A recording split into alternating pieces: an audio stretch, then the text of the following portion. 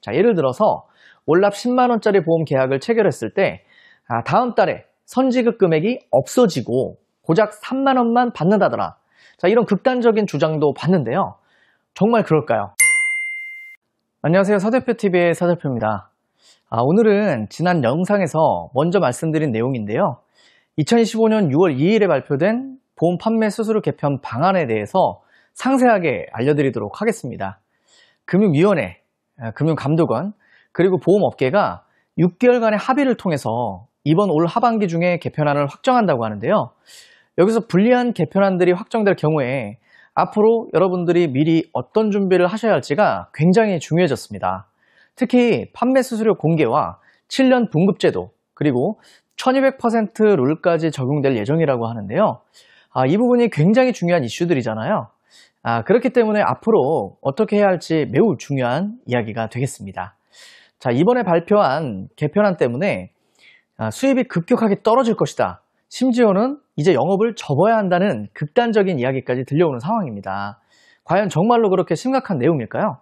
자, 영상 끝까지 시청하신다면 이 제도 변화에 대해서 오해와 진실을 확실하게 바로잡고 앞으로의 변화 속에서 우리는 무엇을 준비해야 하고 어떻게 대응해야 할지 확실하게 알려드릴 테니까요. 영상 꼭 끝까지 시청해 주시기 바랍니다. 자, 첫 번째로 큰 변화는 보험 판매 수수료 공개 제도입니다. 사실 이 보험 판매 구조와 이 수수료 비중에 대한 기본적인 정보 공개는 2015년 1월 1일부터 이미 시행 중에 있는데요. 아직 잘 모르고 계시는 분들도 있을 것 같아서 다시 한번 설명드리겠습니다. 자, 현재는 모든 판매 채널에서 기본적인 수수료 정보 공개가 의무화돼서 시행되고 있어요. 자, 설계사는 고객에게 보험 상품을 판매할 때 해당 상품의 수수료 구조에 대해서 구두로 설명을 해야 하는 의무가 생겼습니다. 즉, 설계사가 어느 정도 수수료를 받는지, 그리고 수수료가 고객이 내는 보험료에서 어느 정도의 비중을 차지하는지 이런 것들을 설명해야 되는데요. 자, 정확한 금액까지 모두 다 알려주는 것은 아니지만 과거와는 다르게 반드시 설명이 필요해졌습니다. 자, 또한 상품 설명서나 청약서 등에도 이 사업비 구조와 관련돼서 기본 정보가 명시가 되고요. 고객은 이를 통해서 서류상으로도 내용을 확인할 수 있게 되었습니다. 자, 더불어서 생명보험협회나 손해보험협회 홈페이지를 통해서 고객이 직접 업계 전반의 수수료 수준을 대략적으로 파악할 수 있습니다. 자, 그리고 두 번째로 2025년 6월 2일에 금융당국이 발표한 개편 방안은 앞서 말씀드린 일반적인 수수료 공개 원칙을 더욱더 구체화하고 특히 대형주의의 투명성을 강화하기 위한 추가 조치입니다. 이번 변경안은 소규모 주의나 보험사 전속 설계사에게는 적용되지 않고 500인 이상의 설계사를 보유한 대형 주회에 한해서만 적용이 됩니다. 또한 보험협회 홈페이지에서 해당 주회가 판매하는 상품별 수수료 등급이 게시될 예정인데요. 이 개편안은 올 하반기 중에 관련 규정이 개정되면 최종 확정되고 시행될 것으로 보입니다. 아직 완전히 시행된 것은 아니고요. 현재는 구체적인 규정 마련 단계에 있다고 보시면 됩니다. 자, 여기서 많은 분들이 오해하시는 부분이 있습니다. 설계사가 받은 수수료 금액이 고객에게 그대로 다 공개되는 것이 아니냐는 걱정인데요. 걱정하실 수도 있지만 그건 사실이 아닙니다. 자, 현재 공시된 내용에 따르면 수수료는 1등급부터 5등급까지 5단계로 나눠져서 공개될 예정입니다. 즉, 고객은 특정 상품의 수수료 수준이 가장 낮은 1등급부터 가장 높은 5등급 중에 어느 단계에 해당하는지만 알 수 있게 되는 것이죠. 자, 이는 고객이 대형 주회가 판매하는 상품들의 수수료 수준을 쉽게 비교하고 판단할 수 있게 되었다는 점에서 의미가 있습니다. 자, 이번 개편으로 인해서 가장 먼저 예상되는 문제점은 고객이 수수료 등급에 대한 오해가 생길 수 있다는 건데요. 자, 고객 입장에서는 단순히 등급이 낮으면 좋은 상품, 등급이 높으면 설계사가 더 많은 수수료를 받기 위해서 추천한 상품이라고 오해할 가능성이 높습니다. 자, 예를 들어서 고객이 제가 협회 홈페이지에서 확인을 해봤는데요. 이 상품은 수수료가 5등급으로 되어 있던데 다른 주에는 3등급짜리 상품도 있던데요. 혹시 저한테 수수료 많이 받으시려고 일부러 높은 등급의 상품을 추천해 주신 거 아닌가요? 자, 이렇게 고객이 묻는다면 어떻게 답하시겠습니까? 자, 과거에는 수수료 공개를 할 일이 없으셨으니까 이런 일이 없었겠죠. 자, 단순히 보장이 좋아서요라고 답을 하기엔 고객의 눈높이가 높아졌고, 자, 수수료의 등급에 대한 오해를 해소하기도 쉽지가 않을 겁니다. 자, 이런 상황은 고객의 신뢰를 해치고 계약의 체결에도 부정적인 영향을 줄 수 있겠죠. 자, 일각에서는 결국 고객은 수수료 등급이 낮은 상품만 찾게 될 것이고 등급이 높은 상품은 아무리 설명을 잘해도 경쟁력을 잃을 것이다. 고객 입장에서 수수료를 굳이 많이 줄 이유가 없지 않겠느냐. 이런 현실적인 우려도 나오고 있습니다. 단기적으로는 일리가 있는 이야기입니다. 그렇다면 이런 수수료 공개 시대에 보험 설계사가 살아남는 방법은 무엇이 있을까요? 자, 첫 번째로 상품 판매 중심이 아니라 맞춤, 컨설팅 중심의 접근이 필요하다는 겁니다. 자, 고객이 전문성과 차별성을 느낄 수 있도록 해야 합니다. 결국에 고객이 이건 나 혼자 결정하기 어렵다. 이런 판단을 하게 될 때 전문가에게 도움을 받는 것이 자연스럽고 그에 대한 보상으로 수수료가 지급된다는 것도 당연하게 받아들일 수 있게 됩니다. 자, 이러한 신뢰는 지속적인 공부와 실력 향상을 통해서 쌓아야 하며 전문성을 갖춘 설계사는 이 수수료 이슈로 인한 문제를 훨씬 덜 겪게 되겠죠. 자, 두 번째, 개인 브랜딩과 마케팅으로 차별화가 되어야 합니다. 자, 신뢰는 한순간에 만들어지는 것이 아닙니다. 자, 지금은 온라인 시대잖아요. 자, 내가 어떤 가치관을 갖고 어떤 철학으로 고객을 돕고 있는지를 유튜브나 블로그, SNS 등을 통해서 지속적으로 노출할 수 있다면 고객은 자연스럽게 수수료보다 신뢰를 더 중요한 가치로 인식하게 됩니다. 차별화된 콘텐츠와 일관된 메시지를 통해서 이 설계사는 다른 사람들과 다르다는 신뢰와 영향력을 만들어가야 합니다. 자, 결론적으로 고객이 단순히 수수료가 낮은 상품만을 고르지 않도록 하기 위해서는 전문성과 신뢰 그리고 브랜딩이 설계사의 필수 무기가 되어야 할 것으로 판단됩니다. 자, 그리고 두 번째 핵심 변화는 보험 판매 수수료 7년 분급 제도입니다. 현재는 대부분의 수수료를 계약 초기에 선지급으로 받아왔습니다. 하지만 앞으로는 이 구조가 크게 바뀔 예정인데요. 자, 2027년 1월부터 2년간의 유예기간을 거쳐서 4년 분급 제도가 먼저 시행이 되고요. 자, 최종적으로 2029년 1월부터 7년 분급 제도가 전면적으로 도입될 예정이라고 합니다. 자, 이번 변화와 관련돼서 일부 오해가 있는 경우를 보았는데요. 이 부분부터 먼저 잡고 가겠습니다. 자, 예를 들어서 월납 10만원짜리 보험 계약을 체결했을 때 다음 달에 선지급 금액이 없어지고 고작 3만원만 받는다더라. 자, 이런 극단적인 주장도 봤는데요. 정말 그럴까요? 이런 주장은 금융위원회의 발표 내용 해석에서 나온 오해일 수가 있는 건데요. 자, 금융위원회는 선지급 수수료는 상품 사업비에 반영된 계약 체결 비용의 100% 이내에서 집행하며 설계사 유지관리 수수료는 7년간 매월 계약 체결 비용의 0.8% 이내에서 지급할 수 있다라고 했습니다. 자, 이 계약 체결 비용을 월 보험료의 100%로 착각할 경우에 이런 말이 나올 수도 있는 것이죠. 자, 하지만 정확한 해석은 이렇습니다. 자, 여기서 말하는 계약 체결 비용이란 단순히 월 보험료가 아니라 월납입 보험료의 특정 배수를 곱한 총액을 의미합니다. 예를 들어서 월 10만원짜리 20년 납 보장성 보험 계약이라면 계약 체결 비용은 월납 보험료의 11배에서 12배 수준, 즉 약 110만원에서 120만원이 책정됩니다. 자, 금융위원회에서 말하는 100% 이내의 지급이라는 것은 110만원, 120만원이라는 총액 범위 내에서 선지급하라는 뜻이지 월보험료 10만원에 100% 이내로 준다는 얘기가 아니라는 겁니다. 자, 혹시라도 이해가 안 되시면 댓글로 남겨주시기 바랍니다.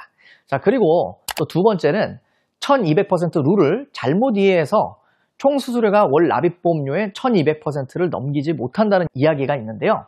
자, 결론부터 이야기하면 사실이 아닙니다. 자, 정확한 의미에서 1200% 룰은 보험계약의 체결 후 첫 1년 동안 설계사에게 지급되는 수수료 총액, 여기엔 시책비, 정착지원금, 그리고 모든 명목을 포함해서 월 납입보험료의 12배를 초과할 수 없다는 규제입니다. 자, 그 이유는 GA의 단기적인 과도한 모집 수수료 경쟁을 막고 설계사의 먹튀 방지 계약, 유지율을 강화시킨다는 목적을 가지고 있습니다. 자, 이미 원수사 소속의 전속 설계사는 2020년 1월부터 1200% 룰이 시행되어서 적용 중입니다. 그리고 보험사가 GA 지급하는 수수료에도 이미 1200% 룰이 적용되고 있었습니다. 즉, 보험사가 GA에 주는 총 수수료는 제한되어 있었다는 거죠. 하지만 지금까지는 GA가 보험사로부터 받은 수수료를 소속 설계사한테 지급하는 과정에서는 이 1200% 룰이 직접적인 규제를 받지 않고 있었어요. 그렇기 때문에 일부 GA들이 과도한 시책이나 정착지원금 등을 통해서 설계사 유치 경쟁을 벌이는 문제가 있었습니다. 자, 이번 개편안의 핵심은 2026년 7월부터 이 GA 소속 설계사에게도 이 1200% 룰을 시행할 예정이라는 겁니다. 따라서 GA 소속 설계사분들은 내년 7월부터 1차 연도에 받는 기존 선지급 수수료와 정착지원금 등을 포함한 모든 수수료가 월 납입보험료의 1200%를 넘을 수 없게 된다는 것이죠. 자, 즉 결과적으로 전체 지급액 중 일부를 앞당겨 받는 구조는 동일한데 1차년에 지급되는 수수료 총액은 1200%가 넘을 수 없게 되고 이걸 선지급되는 수수료의 비중은 지금보다 줄어들게 바뀐다는 것이 핵심입니다. 다만 금융위원회에서는 유지율이 올라갈 경우에 설계사 소득도 올라갈 것이라고 말을 했는데요. 최근 언론 보도에 따르면 4년 분급에 대한 논의를 할 때 초기 선지급 수수료는 줄어드는 대신에 계약이 장기 유지가 될 경우에 총 수수료 비율이 현재보다 약 28% 정도 증가할 것이라고 예상했습니다. 자, 현재 금융위원회는 공식적으로 7년 분급에 대한 선지급이 몇 % 줄어든다 이런 것들은 구체적으로 수치를 알려주지는 않았거든요. 그래서 초기 선지급되는 금액은 현재보다 분명히 줄어드는 것은 맞습니다. 그리고 줄어든 선지급 부분을 대체할 유지관리 수수료가 7년에 걸쳐서 매월 지급되는 겁니다. 자, 계약이 장기적으로 유지될수록 설계사에게는 더 많은 인센티브가 돌아가게 되는 구조라는 거죠. 자, 그렇기 때문에 2029년에 바뀌는 7년 분급의 내용에서도 계약이 7년간 잘 유지된다면 설계사가 받는 총 수수료는 명목상 기존보다 더 늘어날 수 있다고 이야기하고 있습니다. 하지만 이로 인해 가장 큰 문제점은 설계사의 초기 현금 흐름의 악화입니다.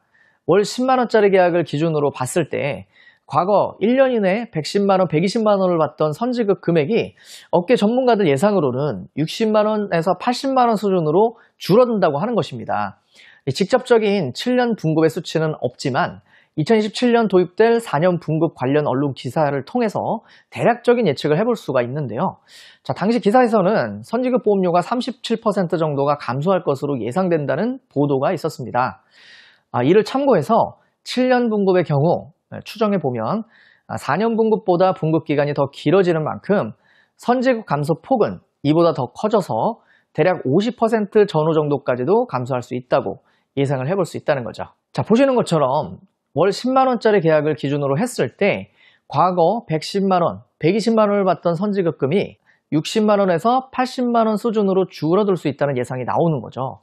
그리고 이 줄어든 선지급을 메우고 명목상 총액을 늘리기 위해서는 계약을 7년 동안 안정적으로 유지를 해야 되는 겁니다. 자, 이런 선지급 수수료의 감소는 설계사의 월별 소득에 직접적인 타격을 줍니다. 특히 신입 설계사나 계약 건수가 적은 설계사들은 초기 수입이 급격하게 줄어들어서 생계 유지에 어려움을 겪고 업계를 떠나는 사례가 속출할 수 있습니다.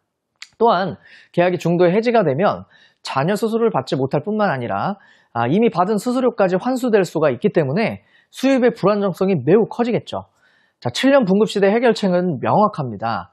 고객 유지가 곧 나의 수입 유지임을 철저하게 인식하고 이에 맞는 활동을 강화해야 합니다. 첫 번째로 고객의 지속적인 관계 관리에 집중을 해야 되겠죠. 자, 계약 후 방치하는 것이 아니라 정기적인 연락, 시간이 지나도 확인할 수 있는 리포트 제공 등 꾸준한 고객 관리를 통해서 고객이 이탈할 이유를 만들지 않아야 합니다. 고객이 단기적인 관점보다는 장기적인 관점에서 이 보험은 나의 인생에 꼭 필요한 안전장치라는 인식을 갖도록 만들어야 합니다. 자, 두 번째는 불안전 판매는 절대로 피해야 합니다.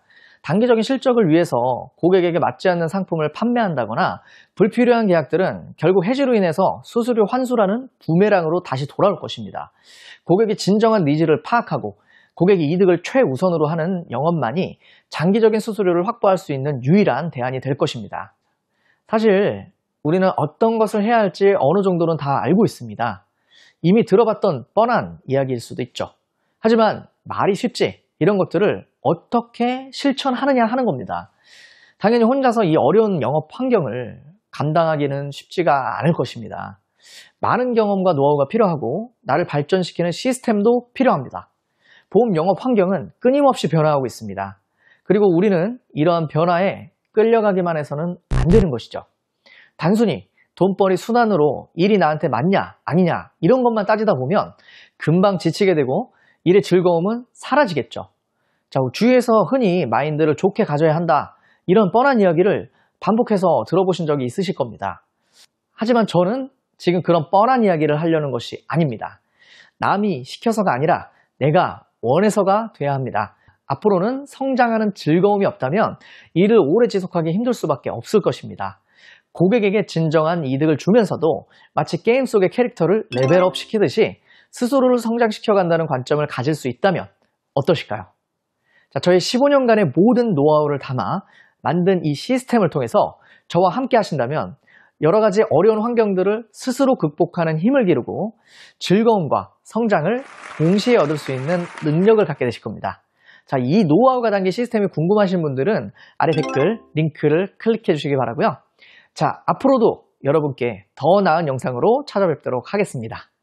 오늘 영상이 도움이 되셨다면 구독과 좋아요, 알림 설정 부탁드리고요. 자, 지금까지 시청해주셔서 감사합니다. 자, 서대표TV의 서대표였습니다.